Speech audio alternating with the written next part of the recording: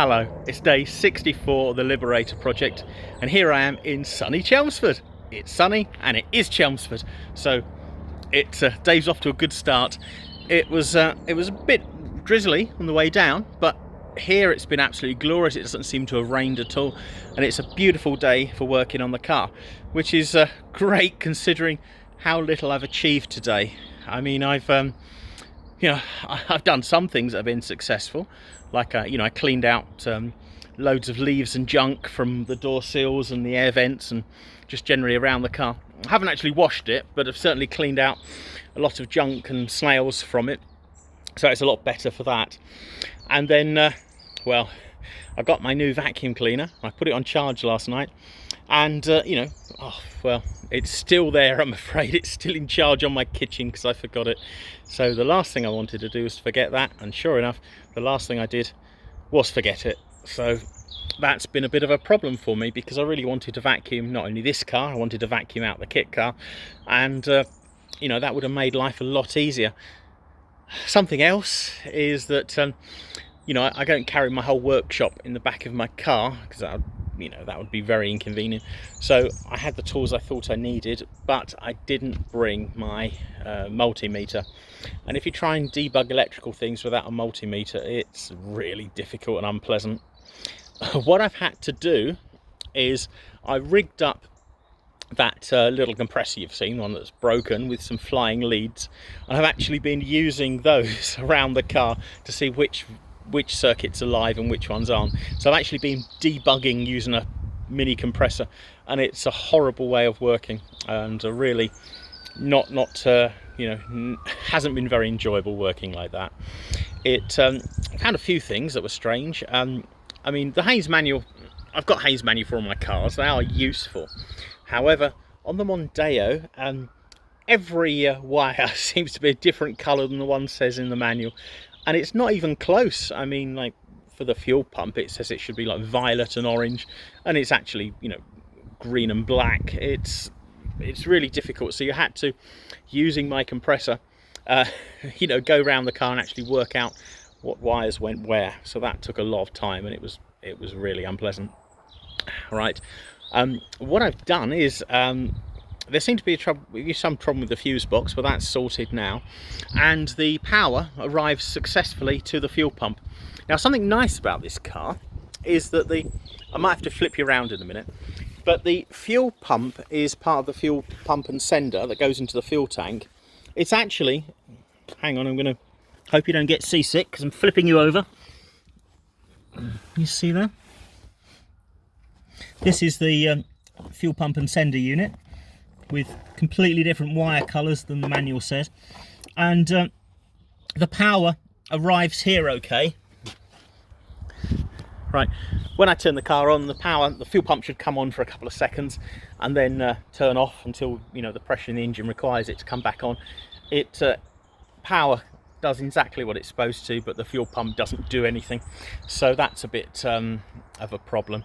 Now, I don't want to be, paranoid, but the guy that was going to buy the car off me before he welched out on the deal said, he wanted it cheaper because the fuel pump didn't work. Now, I'm a bit suspicious. How did he know that? I mean, I've only debugged it and found that out now. It could have been a fuse, it could have been a block filter, it could have been loads of things. I know when you turn on the car, the fuel pump's supposed to come on for a second, but on my other car, you can't hear that. I mean, it's the fuel pump's at the back behind seats, so even if you watched my videos when the car was running, you wouldn't hear if the fuel pump came on or off. So, oh well, maybe just a lucky guess on his part, but it seems the fuel pump is dead. Now, I've ordered a new one. They're not dear. I mean, it's like £12 delivered, and that should arrive with me on Saturday, and then I can change that over, and then the car should run, and it's drivable, and then I can put it up for sale. But using my compressor, I've sort of debugged and done about as much as I can today. Now, the Hayes manual is very it is useful, but it does say very careful when you take off the fuel sender and fuel pump to stop things falling into your tank. Now, there's loads of fluff and debris and dust around it, and it recommends vacuuming in that. And if I had my little vacuum cleaner, you know, I could suck all that up, and then I could actually take the pump off today. One, I could see if I could free it up, but also, you know, it would be ready for swapping it over next week or in a few days' time. But as I don't have my vacuum cleaner, you know, I decided to leave that in situ and just put that job to one side and carry on with something else.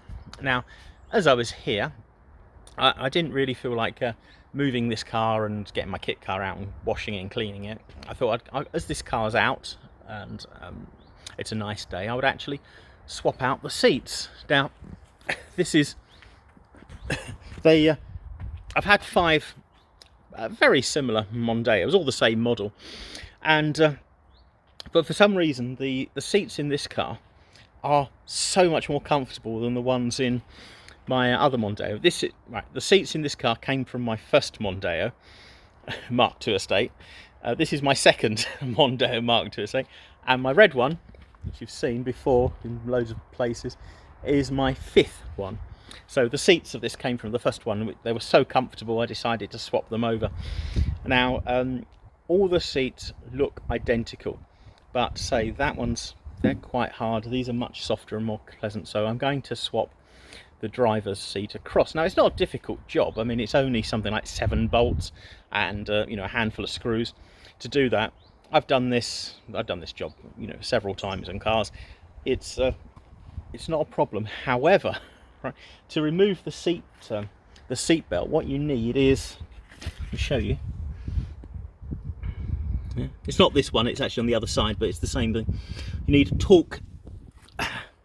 It's a torque bolt, not a normal bolt, and my torque drivers are at home rather than in the back of the car. So I've gone as far as I can on swapping the seats over at the moment until I get my torque driver. So when I come back and change the fuel pump, I will also be able to undo that and swap the seats over.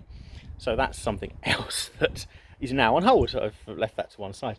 Now, the stereo in this, it started off as an RDS 5000. I've upgraded it to RDS 7000, which is a bit louder and it's a much nicer unit. I've got, you say, in my new car, I've got the RDS 7000, but when I upgraded it, I actually also upgraded the speakers.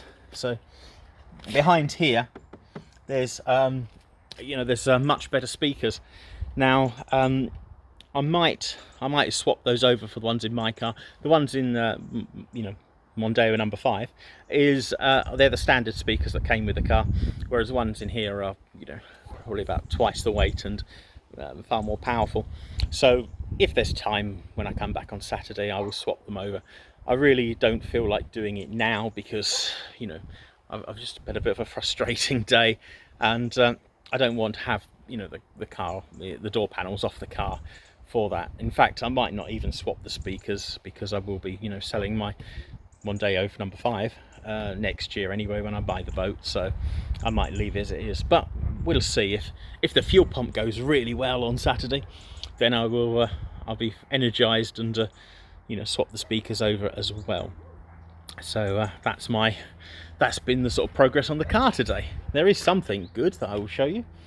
These are my old jump leads, and if you look, can we see this? Yep, they're the new ones. Look at the difference in quality. Now these are great. I mean, they're really heavy duty clips, and I could connect the car up and actually start it no problem at all with those. So I'm really pleased I've got some new jump leads. It's a new toy to play with. Right, it's what's the time now? It's about 4 o'clock. I've had enough today. I don't want to start taking the door cards off, and I feel that both the jobs I've got are I've been frustrated by them not having the right tools. I really want my little vacuum cleaner, which is why I got it, to clean the car out and the kit car as well. So I'm going to call it a day when it comes to the cars. I'm just going to pack up and go.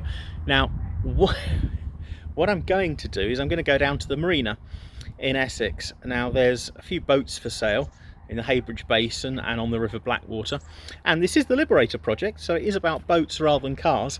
What I'm going to do is I'm going to go down there, have a look. If there's anything interesting, then today there'll be a part 2 which will actually feature boats. So, but if not, it's a nice evening, and I might just go for a walk along the sea, look at the boats, and then go home. But right, I've had enough.